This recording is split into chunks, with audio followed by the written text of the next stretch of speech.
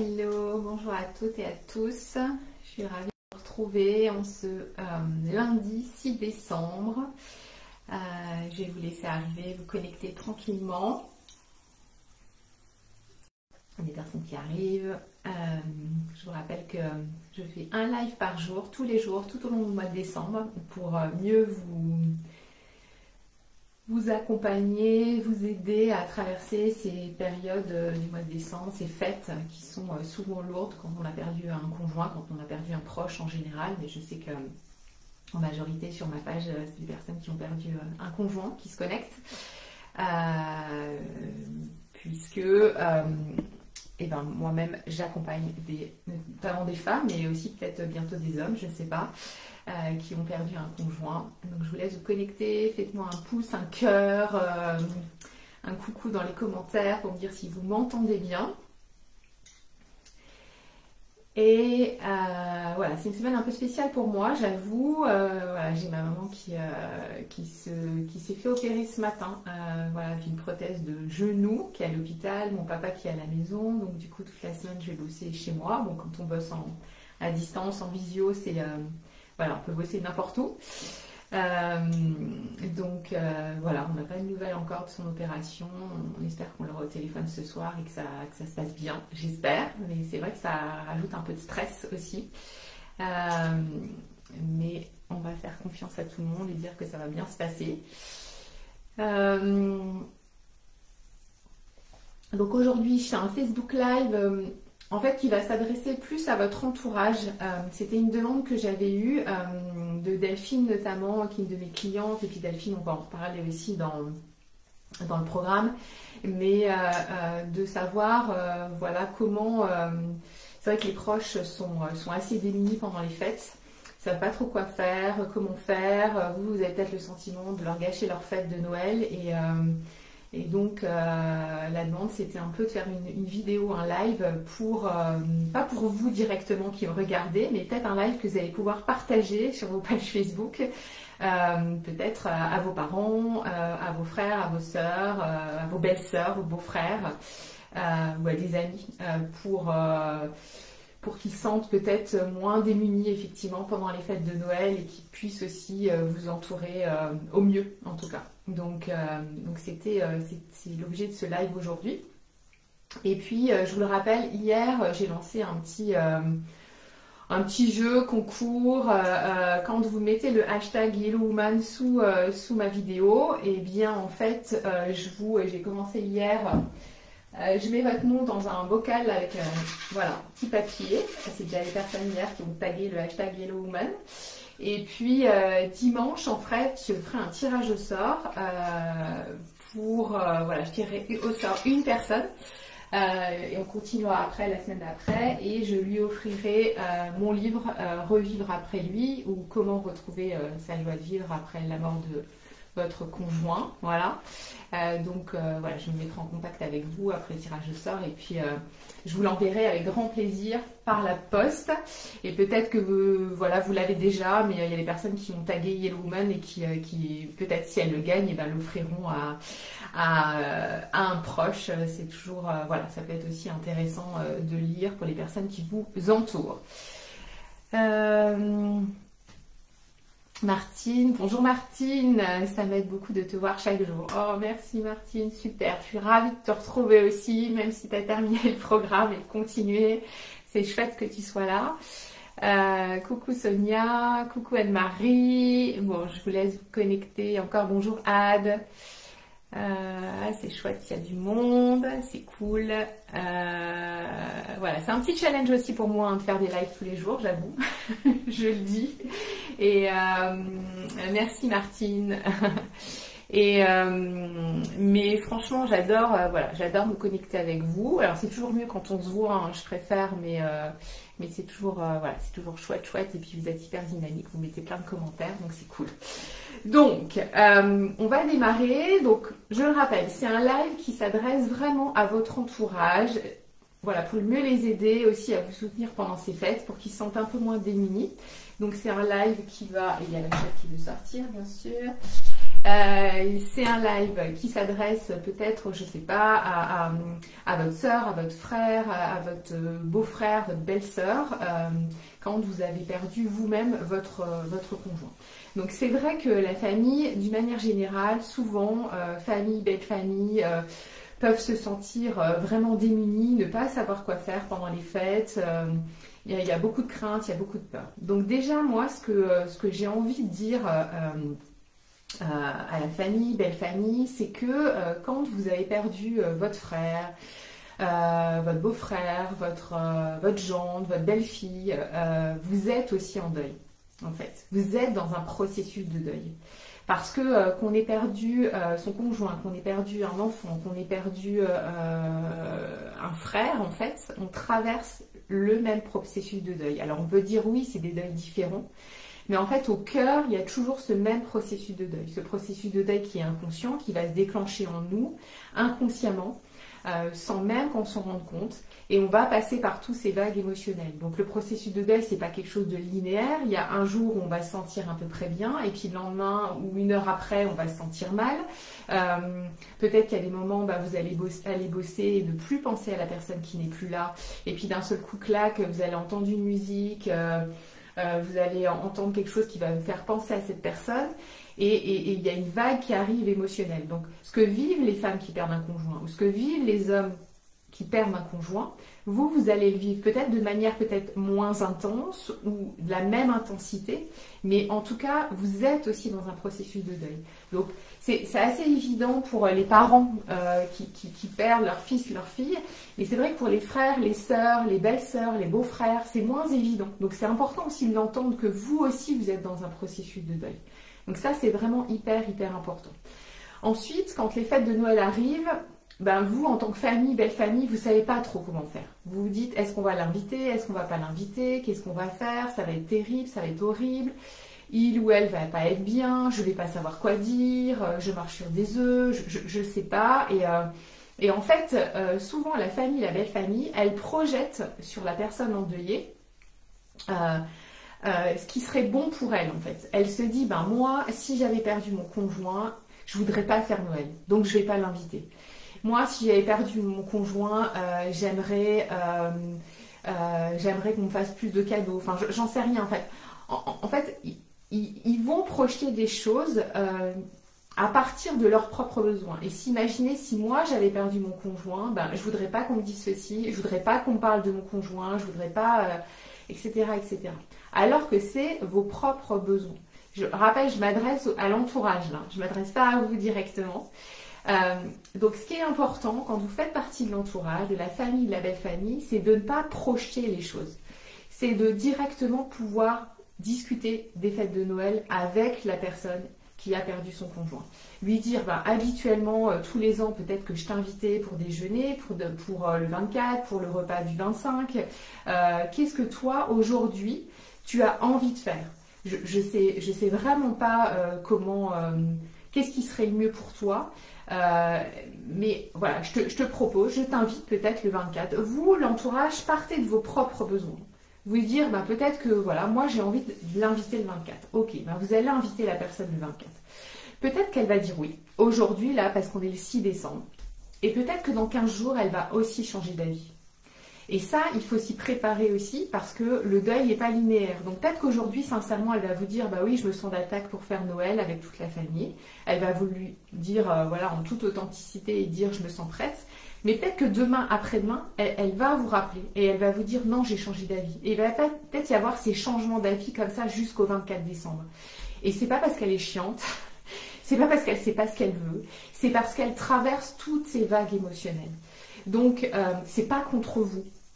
C'est pas contre vous, c'est parce que, voilà, donc il va falloir faire avec ça, j'ai envie de dire, jusqu'au 24. Donc ça, c'est important de pouvoir lui poser la question, de lui dire, moi, j'aimerais bien ceci, cela, j'aimerais bien, voilà, mais toi, qu'est-ce que tu as envie? Et lui laisser cette possibilité-là.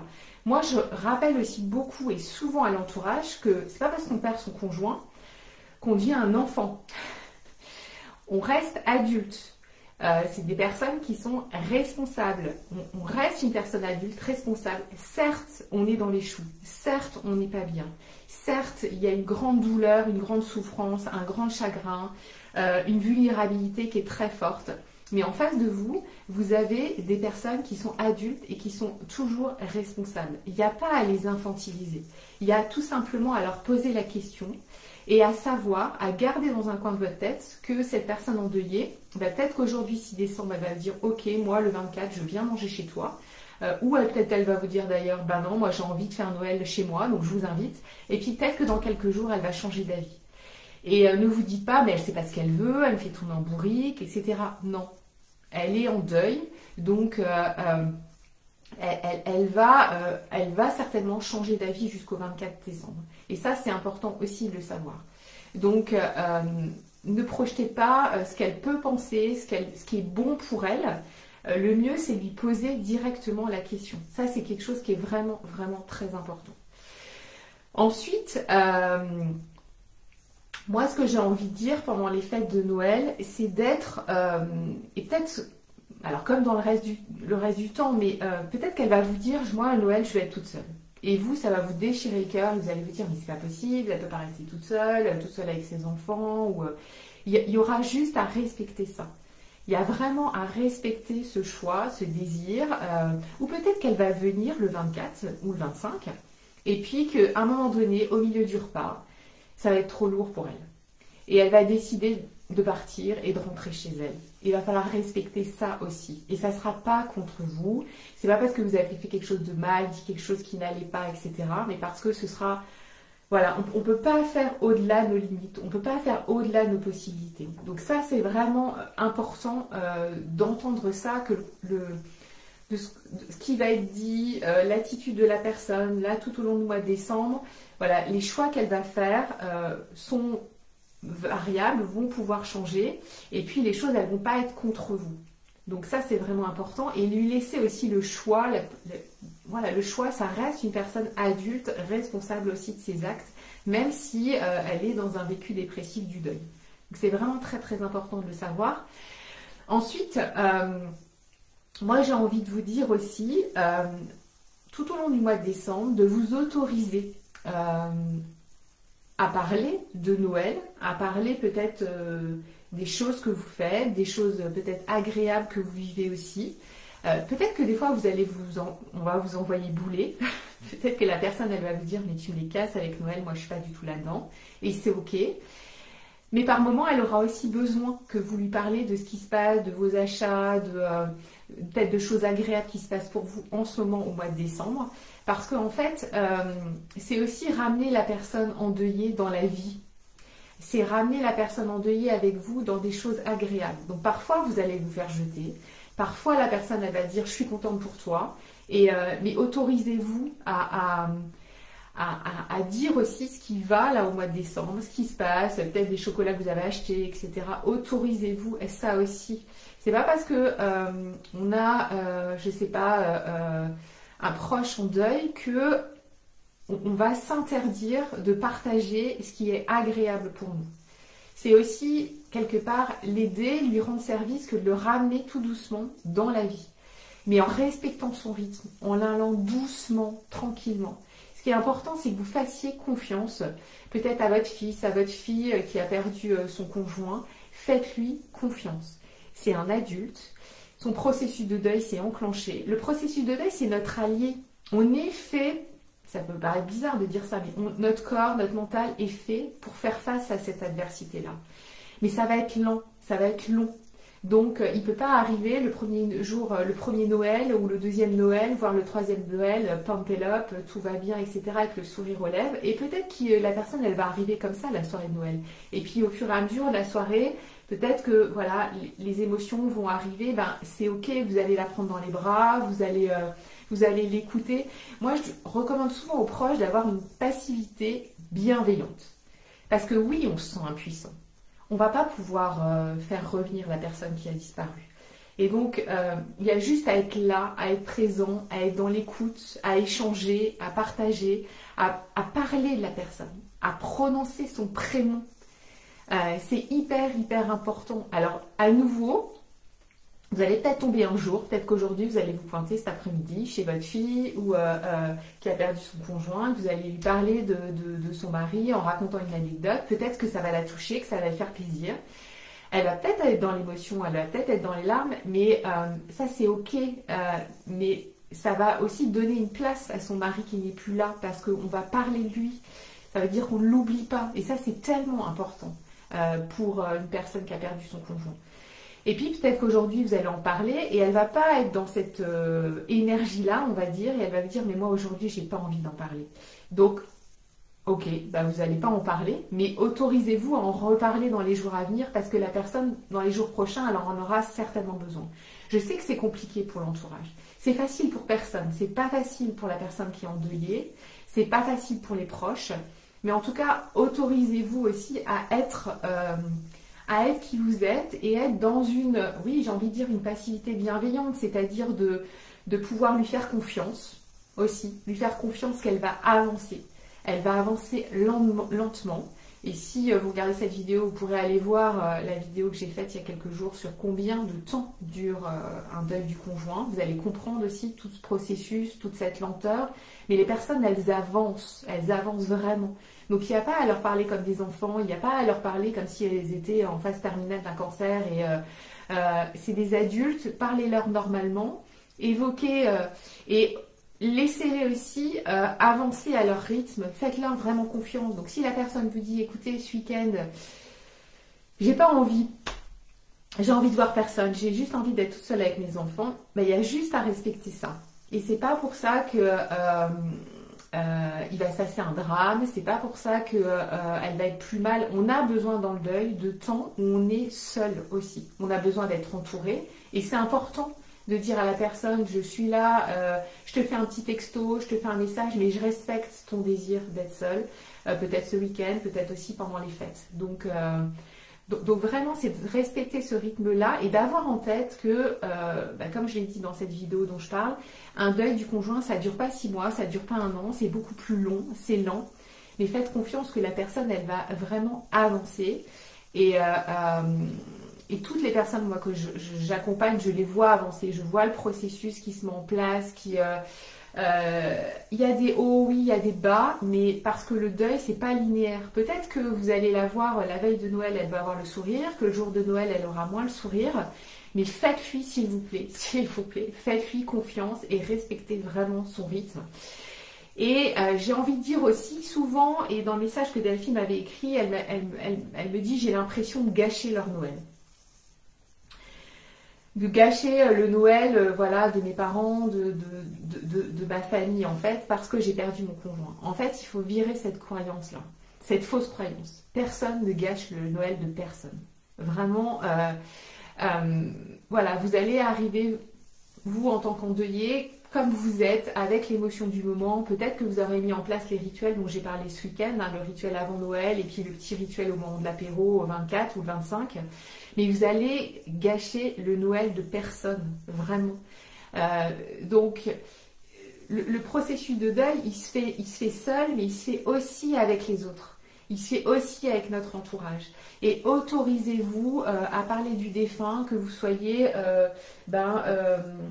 que ce soit c'était peut-être votre gendre, c'était peut-être votre enfant, etc. Autorisez-vous ça, vraiment. Et si vous êtes dans l'émotion, c'est pas grave. Il va y avoir des émotions. Mais comme je disais hier, vaut mieux parler du défunt là, au mois de décembre, le jour de Noël, etc. et que ça fasse redescendre la pression, plutôt que tout le monde y pense, n'en parle pas, et puis soit complètement le bide noué, le cœur brisé, et tout le monde va être dans la retenue, et ça va faire un effet de truc cocotte minute, il va peut-être y avoir de l'agressivité, il va peut-être y avoir... ça va péter à un moment donné. Donc le rituel de l'apéro où on trinque au défunt, c'est ce que je disais hier, où on lui rend hommage, on a une pensée pour lui, ça peut être aussi un moyen de faire redescendre cette pression. Il y en aura de l'émotion, mais elle va redescendre vraiment, et puis voilà, on enchaîne la soirée de façon plus sereine.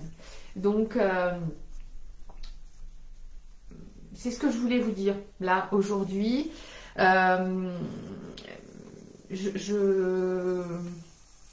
Voilà, dites-moi si ça résonne, ce que je partage, si si vous pensez que ça peut aider aussi votre entourage. Est-ce que vous allez partager cette vidéo à votre entourage?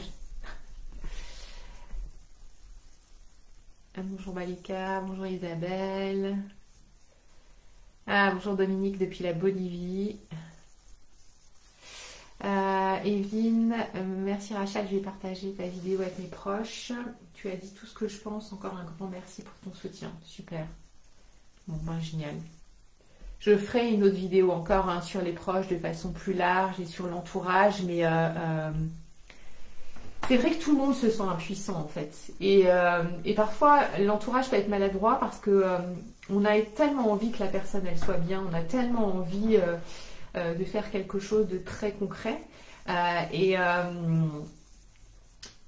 seule chose, je pense, qu'il y a à faire, c'est voilà, qu'il y ait une présence, mais pas une présence étouffante en ce mois de décembre, une présence par des petits messages, par bien sûr aller voir la personne, mais parfois voilà, je pense à des personnes qui des fois me disent oh, mais ma mère elle vient tous les jours me voir et tout et j'en peux plus quoi, c'est trop, alors que ça part toujours d'un bon sentiment, c'est pas pour embêter les gens, c'est parce que ça part d'un bon sentiment, mais voilà, être à l'écoute de l'autre, c'est aussi respecter ces temps de solitude, ces temps où il a envie d'être seul et d'être dans l'écoute de lui pour lui dire j'entends ta douleur, j'entends ta souffrance, moi aussi je souffre, moi aussi cette personne elle me manque et s'autoriser à ça c'est vraiment important pour la personne en deuil et ne vous dites pas je vais lui en parler, je vais lui rappeler qu'il sera pas là ça je l'entends aussi, ah non mais je veux pas lui en parler parce que là elle a l'air un peu très bien donc si je lui en parle je vais casser l'ambiance et je vais lui rappeler qu'il sera pas là à Noël. Mais une personne qui a perdu son conjoint, elle pense à son conjoint défunt H24, 7 jours sur 7, 24 heures sur 24, chaque seconde, chaque minute. Donc vous n'allez pas lui rappeler qu'il a disparu. Ça, elle le sait très bien. Mais au contraire, le fait d'en parler, le fait de prononcer son prénom, ça va vraiment lui faire une place pendant ces fêtes de Noël. Avec un certain équilibre, bien sûr pas à tout bout de champ, pas tous les jours, mais avec un certain équilibre. Et vous allez, en fait, toute la famille, elle va aussi avancer ensemble. Pas au même rythme, c'est sûr. Mais voilà, ça permet aussi d'embarquer ensemble dans ce processus qui est bien sûr unique. Chacun a son propre chemin, mais en tout cas de pouvoir en partager, de partager ses ressentis, ses émotions ensemble. C'est vraiment super aidant. Alors je sais que dans des familles, il y a beaucoup de pudeur.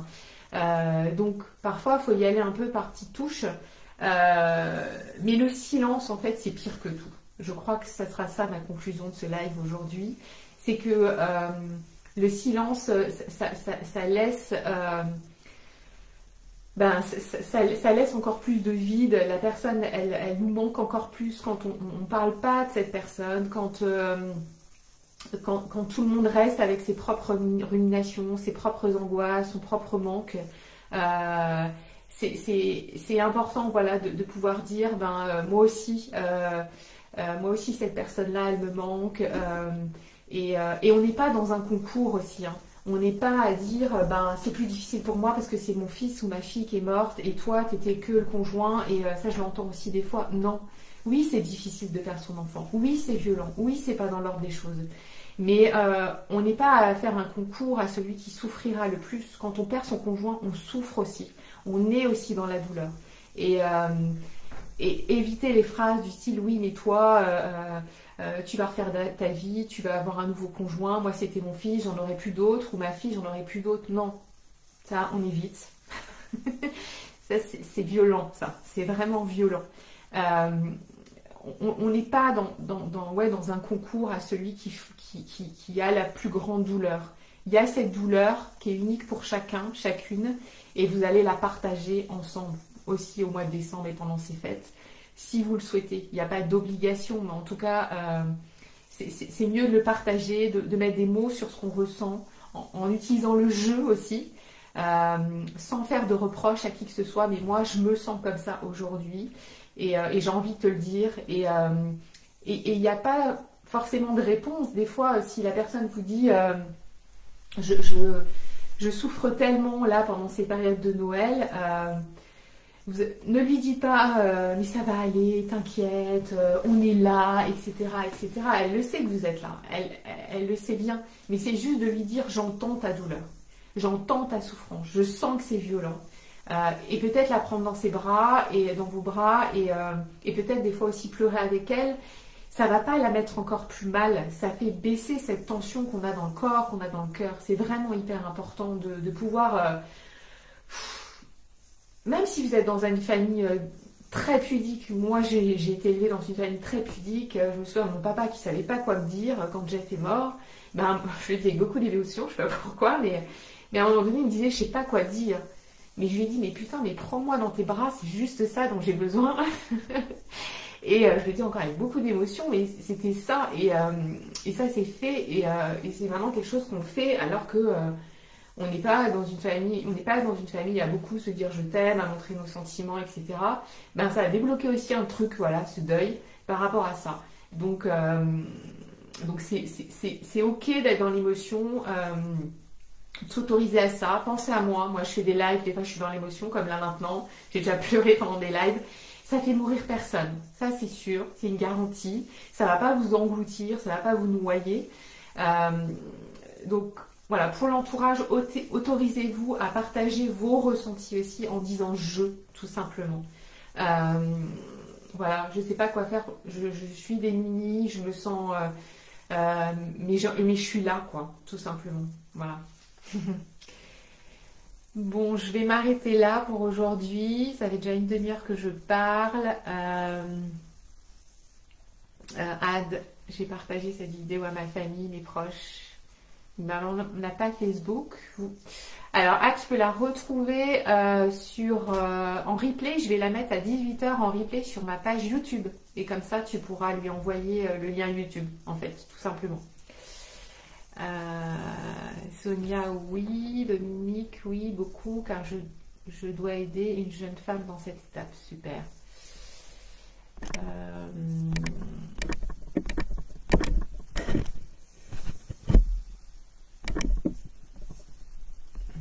J'ai quelques petits problèmes techniques. Je n'arrive pas à faire redescendre mon truc.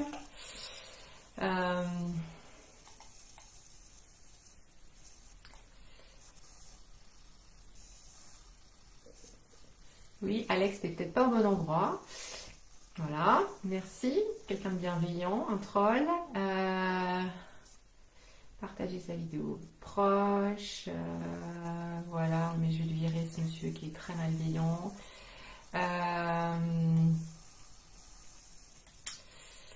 Ensuite, Anne-Marie. Compliqué pour moi, mon fils est en couple avec une femme qui a perdu son compagnon il y a 8 ans environ.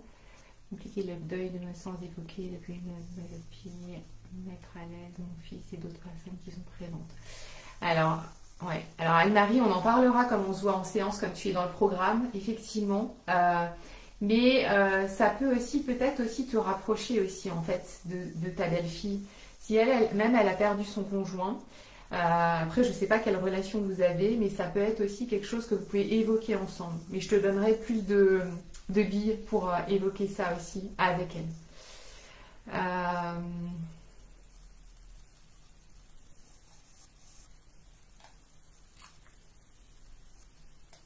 Bon, bien écoutez, je vais vous retrouver dans les commentaires si jamais j'ai loupé un commentaire. Je vous rappelle, si vous me mettez le hashtag replay, vous pouvez me le mettre si vous voyez cette vidéo en replay. Et si vous souhaitez participer à mon jeu concours pour gagner mon livre, Revivre après lui ou comment retrouver la joie de vivre après la mort de son compagnon, dans lequel je donne plein d'outils sur le deuil et de repères dans le deuil, qui est illustré par des témoignages de certaines de mes clientes, et bien en fait vous pouvez mettre le hashtag YellowWoman sous cette vidéo, que vous soyez sur YouTube ou Facebook. Et puis il y aura un tirage au sort dimanche, voilà, et ce sera un grand plaisir pour moi de vous envoyer mon livre, de vous l'offrir. Si vous me voyez pour la première fois, et bien voilà, allez voir sur YouTube ma vidéo de présentation, vous comprendrez un peu qui je suis et pourquoi je parle aussi si naturellement du deuil, de la mort, du deuil du conjoint, et pourquoi j'ai décidé, maintenant il y a 5 ans, d'accompagner des femmes qui ont perdu un conjoint. Je vous embrasse bien fort, je vous souhaite une douce après-midi et je vous retrouve demain à 12h30.